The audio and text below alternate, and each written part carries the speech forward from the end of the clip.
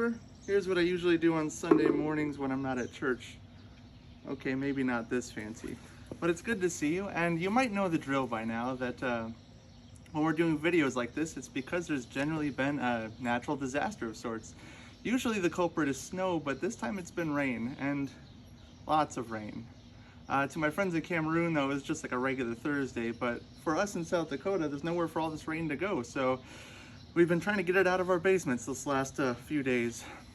Anyways, I don't know if you want to call it ironic or coincidental or unfortunate, but the texts that we have for this Sunday are also about storms and water and people being afraid of it. And the first reading today comes from the book of Job, and I'm just going to read it quickly because it's a short one. The Lord answered Job out of the whirlwind. Who is this that darkens counsel by words without knowledge? Gird up your loins like a man. I will question you, and you shall declare to me. Where were you when I laid the foundations of the earth? Tell me if you have understanding. Who determined its measurements? Surely you know. Or who stretched the line upon it? On what were its bases sunk, or who laid its cornerstone? When the morning stars sang together, and all the heavenly beings shouted for joy. Or who shut in the sea with doors when it burst out from the womb?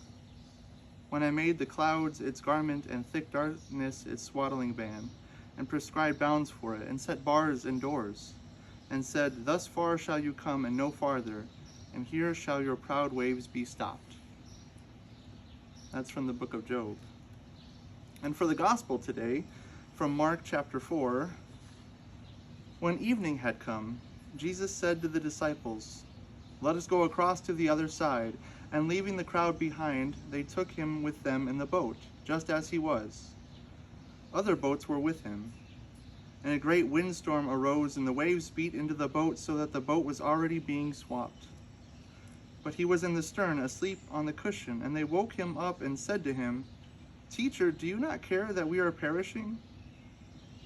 He woke up and he rebuked the wind, and he said to the sea, Peace, be still. Then the wind ceased, and there was a dead calm. He said to them, Why are you afraid? Have you still no faith? And they were filled with great awe and said to one another, Who then is this, that even the wind and the sea obey him? So again, I don't know if that was coincidental in the good way or in the bad way, but here we are in the midst of a lot of water and a lot of fear and anxiety and things not really going well.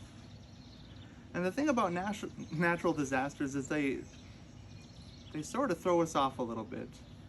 They make us wonder. And surely, I hope you know the best thing to do is to pray. And even if you're not in the midst of it, if there's somebody else struggling with a natural disaster, that you're praying for them. And today we pray especially for the folks in Iowa whose Rock Valley, whose whole city has been evacuated. But the thing about natural disasters is that they're bad enough in the first place, but when things get really rough is when we start asking why. And we start bringing God into the equation, and we start to wonder why it happened in the first place. And I don't think it really goes to any good natural, logical conclusion that we could appreciate, because we can only decide that either God can do something to stop it and doesn't, that God doesn't care, that God might have even let it happen, that God made it happen, or maybe God is punishing us. And none of those answers are great.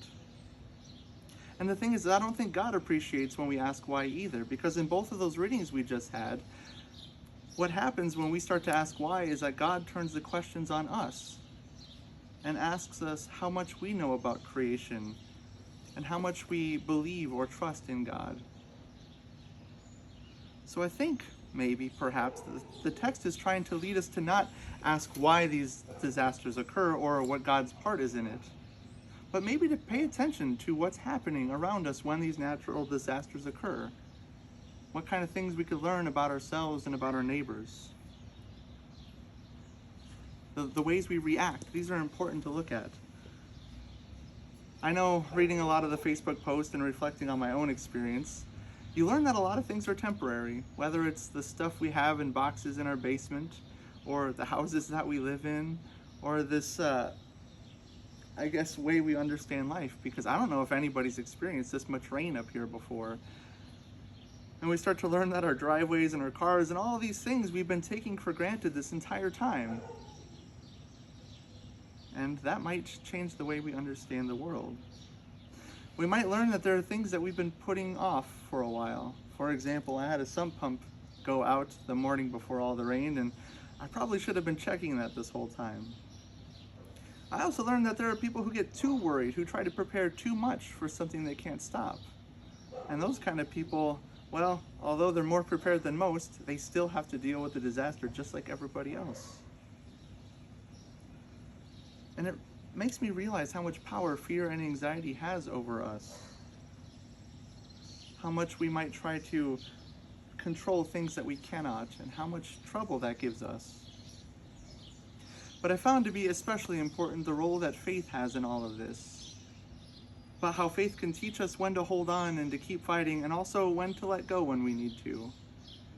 And it's kind of neat, if you have noticed also in the Facebook posts and all that, there have been a lot of people rallying around one another, trying to help each other. People coming to churches to help clean out basements. People going to other people's houses who didn't have the right supplies.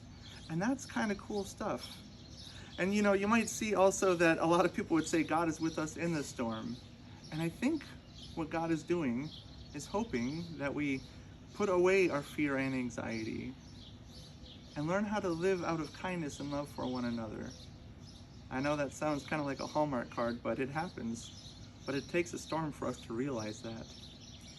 Well, thanks for stopping in today. It's good to see you. I hope all is well, and if you need any help, give me a call and we'll see what we can do. Adios.